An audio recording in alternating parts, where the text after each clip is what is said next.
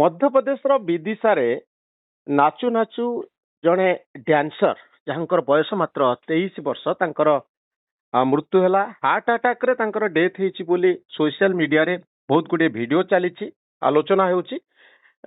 ମୁଁ ଆପଣଙ୍କଠାରୁ ଜାଣିବା ପାଇଁ ଚାହିଁବି ଡକ୍ଟର, ଯେ ପ୍ରକୃତରେ ଏଇ ଯୋଉ ଯୁବତୀ ଜଣକ ପଡିଗଲେ, ଡ୍ୟାନ୍ସର ଜଣକ, ଆଉ ତାଙ୍କର ମୃତ୍ୟୁ ଓକେ। ହେଲା, ହାର୍ଟ ଆଟାକ ଏମିତି ସଡନ ଆସୁଛି କି ଆଜିକାଲି? ହଁ, ଆମର ହାର୍ଟ ଆଟାକ୍ ଆଜିକାଲି ୟଙ୍ଗ ଏଜରେ ଆମେ ଦେଖିବାକୁ ପାଉଛୁ, କିନ୍ତୁ ଏସ୍ପେସିଆଲି ଲେଡିଜ ମାନଙ୍କର ଭେରି ଲେସ୍, ହୁଁ ମାନେ ବହୁତ କମ୍ ଦେଖା ହେଇଛି। ମୋଷ୍ଟଲି ଆମର ଜେଣ୍ଟସ ମାନଙ୍କର ବେଶୀ ୟଙ୍ଗ ଏଜରେ ହାର୍ଟ ଆଟାକ୍ ଆମେ ଦେଖିବାକୁ ପାଉଛୁ, ଯୋଉମାନେ କି ମାନେ ଯୋଉମାନଙ୍କର ସ୍ମୋକିଂ ହ୍ୟାବିଟ୍ସ ଅଛି, ଡ୍ରଗ ଆଡିକ୍ଟସ, ଆଣ୍ଡ ଅଲସୋ ଯୋଉମାନେ ଏକ୍ସରସାଇଜ କରନ୍ତିନି, ବା ଯୋଉମାନେ ହଉଛି ଏକ୍ସେସ୍ ମାନେ ଅନହେଲ୍ଦି ଲାଇଫଷ୍ଟାଇଲ, नो एक्सरसाइज, ସବୁବେଳେ ବାହାରେ ଜିନିଷ ଖାଇବା, ହୋଟେଲ ଜିନିଷ, ଗ୍ରେଭି ଆଇଟମ୍ସ और कोलेस्ट्रॉल रिच डाइट, ଏଗୁଡ଼ା ସବୁ ଖାଇଲେ ସେମାନଙ୍କର ହାର୍ଟ ଆଟାକ୍ ଅଧିକା ହେଇଥାଏ। କିନ୍ତୁ ସାର୍ ବଟ୍ ଜଣଙ୍କର ହାର୍ଟ ଆଟାକ ହବ, ସେ ନାଚୁଥିବେ ଆଉ ପଡିଯିବେ, ଏଇଟା କେମିତି ସମ୍ଭବ ହେଲା? ହାର୍ଟ ଆଟାକ ତ ସିଣ୍ଡ୍ରୋମ ଆଗରୁ ବହୁତ ସିମ୍ପଟମ ଦେଖଉଥିବ ଆଗରୁ, ହଠାତ୍ କେମିତି ଏଇଟା ସମ୍ଭବ? ଆକ୍ଚୁଆଲି ଆମର ହାର୍ଟ ଆଟାକ୍ ଗୁଡ଼ାଏ ଫେସ୍ରେ ୱିଦାଉଟ୍ ସିମ୍ପଟମରେ ବି ହେଇପାରେ, କିନ୍ତୁ ଆମେ ଏଟାକୁ ଏକ୍ଜାକ୍ଟ ହାର୍ଟ ଆଟାକ୍ ବା କାର୍ଡିଆକ୍ ଆରେଷ୍ଟ, ଆମେ କାର୍ଡିଆକ୍ ଆରେଷ୍ଟ କହିପାରିବା, ବଟ୍ ଆପଣଙ୍କର ସେଇଟା ଆକ୍ଚୁଆଲି ହାର୍ଟ ଆଟାକ୍ ହେଇଛି ବୋଲି କହିବା ଡିଫିକଲ୍ଟ। କାହିଁକି ନା ଗୁଡ଼ାଏ ହାର୍ଟର ଜିନିଷ ଅଛି ଯୋଉଗୁଡ଼ା କି ସଡନ ଡେଥ୍ ହୁଏ, କିନ୍ତୁ ହାର୍ଟ ଆଟାକ୍ ହେଇନଥାଏ। ଫର ଏକ୍ଜାମ୍ପଲ୍, ଆପଣଙ୍କର ହାର୍ଟର ମସଲ ଯୋଉଗୁଡ଼ା ହଉଛି ମୋଟା ଥାଏ, ତାକୁ ଆମେ କହୁ ହାଇପରଟ୍ରଫି କାର୍ଡିଓମାୟୋପାଥି ବା ଡାଇଲେଟେଡ୍ କାର୍ଡିଓମାୟୋପାଥି, ଯୋଉଟା କି ହାର୍ଟର ମସଲ ଫଙ୍କସନ ବେଶୀ ମୋଟା ହେଲେ ବା ହାର୍ଟର ଫଙ୍କସନ କମ୍ ହେଲେ ସେ କେସରେ ସଡନ ଡେଥ୍ ହେଇପାରେ। କିନ୍ତୁ ସାର୍ ଡାଇଲେକ୍ଟେଡ୍ କାର୍ଡିଓମାୟୋପାଥି ବହୁ ପୂର୍ବରୁ ତ ଜଣା ପଡି ଯାଇଥାଏ ଏବଂ ହଁ, ତେଣୁ ଏଇ କେସରେ ଯେହେତୁ ସେ ଡ୍ୟାନ୍ସ କରୁଥିଲେ, କିନ୍ତୁ ତାଙ୍କର ଧଇଁ ସଇଁ ସିମ୍ପଟମ ନଥିଲା, ସେ ଅନଲାଇକଲି ଡିସିଏମ୍ ଅନଲାଇକଲି। ବଟ୍ ଯୋଉମାନଙ୍କର ହାର୍ଟ ମସଲ ମୋଟା ଥାଏ ତାକୁ କୁହନ୍ତି ଏସସିଏମ୍, ହାଇପରଟ୍ରଫି କାର୍ଡିଓମାୟୋପାଥି। ସେଇ କେସରେ ୟୁଜୁଆଲି ୱିଦାଉଟ୍ ଏନି ସିମ୍ପଟମ ସେମାନଙ୍କର ସଡନ ଡେଥ୍ ହୁଏ।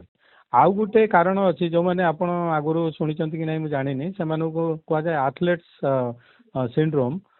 ଯୋଉମାନେ ମାନେ ଆଥଲେଟ୍ସ, ସେଇମାନଙ୍କର କ'ଣ ହୁଏ, ସିଭିୟର ଏକ୍ସରସାଇଜ ବେଳେବେଳେ କଲା ବେଳେ ସେତେବେଳେ ହାର୍ଟ ବିଟ୍ ସଡନଲି ବଢିଯାଏ, ତାକୁ ଆମେ କହୁ ଭିଟି ବା ଭେଣ୍ଟ୍ରିକୁଲାର ଟାକିକାର୍ଡିଆ।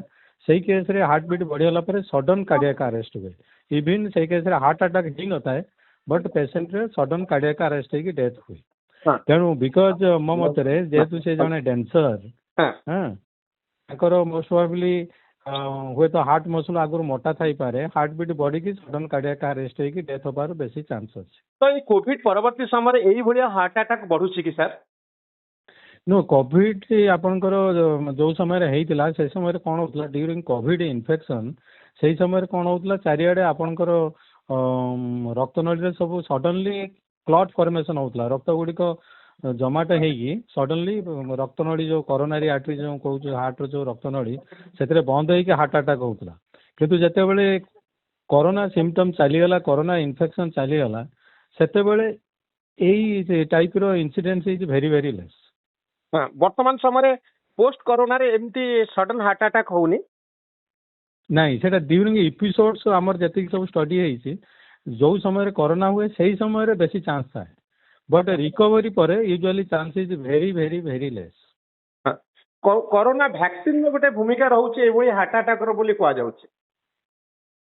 ନାଇଁ, ଯୋଉମାନଙ୍କର ମାନେ ଯୋଉମାନଙ୍କର ହିଡେନ୍, ଆପଣଙ୍କର କରୋନା ଭାଇରସ ସିନା ଆମର ସୋସାଇଟିରୁ ଚାଲିଗଲା, ବଟ୍ ଭାଇରସଟା ବର୍ତ୍ତମାନ ଆକ୍ଚୁଆଲି ଆମର ସୋସାଇଟି ଭିତରେ ଅଛି। ଆଗରୁ ଯେମିତି ଆମର ସବୁ ଥଣ୍ଡା କାଶ ଜ୍ୱର ପ୍ରିଭିୟସ୍ ଭାଇରସ ଇନଫେକ୍ସନ ଭାଇରସ ଗୁଡ଼ା ରହିକି ଯେମିତି ଇନଫେକ୍ସନ କରୁଛନ୍ତି, ବର୍ତ୍ତମାନ ସେଇ ଥଣ୍ଡା କାଶ ଜ୍ୱରରେ ବି ଆମର କରୋନା ଭାଇରସଟା ରହୁଛି। ବଟ୍ ଆଗରୁ ଯେତେ ସିରିୟସନେସ୍ ଥିଲା କରୋନାରେ, ଏବେ ସେ ସିରିୟସନେସ୍ଟା ନାହିଁ। ଯଦି ସେଇ ସମୟରେ ଲିଡ୍ କରୁଛି କି ନାଇଁ, ଏନି ଆପଣଙ୍କର ଏନି ଭୂତାଣୁ ଯୋଉ ଭାଇରସ ଯଦି ଥ୍ରୋଟ୍ ଇନଫେକ୍ସନ ବି ହବ, ସମଟାଇମ୍ସ ସେ ଇନଫେକ୍ସନ ହାର୍ଟର ଇନଫ୍ଲାମେସନ କରିକି କରୋନାରୀ ଆର୍ଟରୀ ଆଫେକ୍ଟ କରିକି ବି ହେଇପାରେ, ବଟ୍ ଦିଜ୍ ଆର୍ ଦ ମାନେ ଅନକମନ ସିଚୁଏସନ। ଏଇ ଯୋଉ ଡ୍ୟାନ୍ସର ଜଣଙ୍କର ଡେଥ୍ ହେଲା, ଆପଣ ଭାବୁଛନ୍ତି ଯଦି ହାର୍ଟ ଆଟାକ୍ ନ ହେଇଥିବ ତାହେଲେ ଆଉ କ'ଣ ଯୋଗୁଁ ହେଇଥିବ? ହଁ, ସେଇଟା ମୁଁ କହିଲି, ଗୋଟେ ହେଲା ହାର୍ଟ ଆଇଦର ତାଙ୍କର ଆଗରୁ ଭାଲ୍ଭ ପ୍ରୋବ୍ଲେମ ଥାଇପାରେ, ଯୋଉଟା କି ସିମ୍ପଟମ ବେଳେ ବେଳେ ଜଣା ନଥାଏ, नंबर 2 ହେଲା ହାର୍ଟ ର ମସୁଲ ଯଦି ମୋଟା ଥିବ ସଡନଲି ହାର୍ଟ ବିଟ୍ ବଢିକି ତା ପାଇଁ ବି ଡେଥ୍ ହେଇପାରେ। ଆଉ କେତେକ ମନେ କରନ୍ତୁ ତାଙ୍କର କିଛି ଦିନ ତଳେ ଭାଇରାଲ ଇନଫେକ୍ସନ ହେଇଥିବ ଏବଂ ଆପଣଙ୍କର ହାର୍ଟ ମାଇଲ୍ଡ ଆଫେକ୍ଟ ହେଇଥିବ କିନ୍ତୁ ସିମ୍ପଟମ୍ ନଥିବ, ସଡନଲି ଷ୍ଟ୍ରେନସ୍ ଏକ୍ସରସାଇଜ ତାକୁ ହଉଛି ଆଗ୍ରାଭେଟ୍ କରିଥିବ, ସେଇ କେସରେ ବି ଆଟାକ୍ ହେଇପାରେ, ବଟ୍ ଯେହେତୁ ସିମ୍ପଟମ୍ ନାହିଁ ଚାନ୍ସ ଇଜ ଭେରି ଲେସ୍। ବହୁତ ଧନ୍ୟବାଦ sir, thank you very much.